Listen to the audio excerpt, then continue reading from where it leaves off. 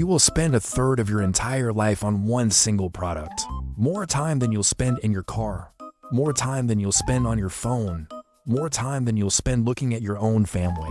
I'm talking about your mattress. It's the most important piece of furniture you own. And when it comes time to buy a new one, you walk into a store and you're met with a sea of white rectangles. This one is hyper-cooling gel-infused Omni foam. This one has quantum coil edge support. This one was supposedly designed by NASA. And then you see the price tags. $2,000, $3,000, $5,000 for what is essentially a box of foam and springs. You ask yourself, how on earth can this possibly cost so much? You are asking the right question.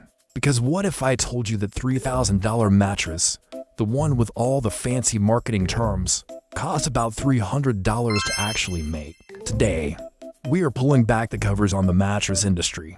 We're exposing the insane markups, the confusing sales tactics, and the secret monopoly that controls what you sleep on. This isn't just a business breakdown. This is an investigation. To understand the mattress racket, you have to understand that it's built on a foundation of three brilliant and slightly evil pillars. The first is the obscene markup, where simple materials are turned into luxury goods. The second is the willful confusion, a marketing strategy designed to make it impossible to compare prices. And the third is the hidden monopoly, the fact that just a few giant companies are secretly behind almost every brand you see. We're going to dissect this industry piece by piece, and by the end, you will never look at a bed the same way again. Let's start with the product itself. What is actually in a mattress? For all the space-age marketing, it really comes down to two things: foam and springs. That's it. Let's build a typical, popular queen-size hybrid mattress, the kind that costs around $3,000 in a retail store. The bottom layer is a simple, high-density polyurethane foam. It's a basic support layer. The cost for this slab of foam for the manufacturer, about $40. Next comes the core of the mattress, the pocketed coils. These are individually wrapped springs that provide support. This is the most complex part of the bed. The cost for a full set of these for a queen mattress, roughly $80 to $100. Let's call it $90. Now for the magic layers. This is where the marketing goes into overdrive. You have memory foam, latex foam, and all those gel-infused cooling foams. These are more expensive, yes. A thick layer of good quality memory foam might cost the manufacturer $60. The fancy cooling gel foam on top, another $70. Finally, you wrap the whole thing in a nice, zippered fabric cover. The fire sock required by law, the foam quilting, the label. All in, the cover costs about $40. So, let's add it up. $40 for the base foam, $90 for the springs, $60 for the memory foam, $70 for the cooling foam, and $40 for the cover. The grand total, the actual manufacturing cost for a popular, high-end, $3,000 mattress is about $300. That is a 900% markup. It's in the same league as movie theater popcorn markup.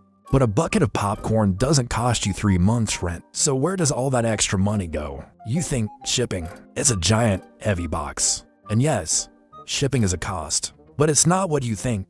The modern bed-in-a-box companies have perfected the art of compression. They use a machine that squashes, folds, and rolls the mattress into a box the size of a mini fridge.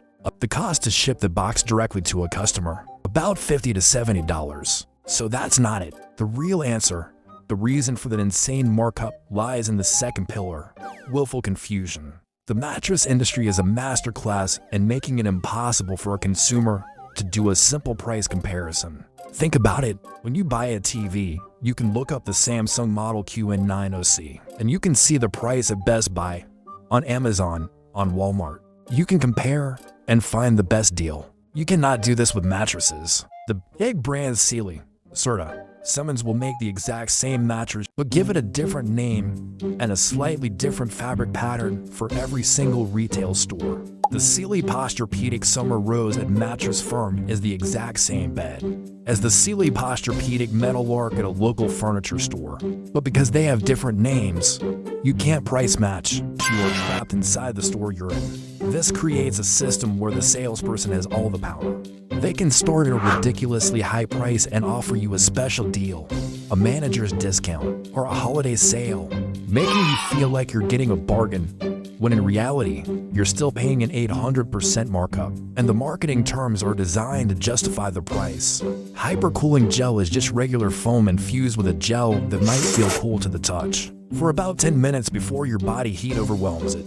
Quantum coil is just another name for a pocketed spring. It's a vocabulary of confusion designed to make you give up and trust the salesperson. But this whole system of confusing names and markups is only possible because of the third and most important pillar, the hidden monopoly. You walk into a store and you see dozens of brands: Tempur-Pedic, Sealy, Stearns, and Foster. You think you have a choice, but you don't. All of those brands are owned by one single company, Tempur Sealy International. You see other brands like Serta and Simmons. A different choice, right?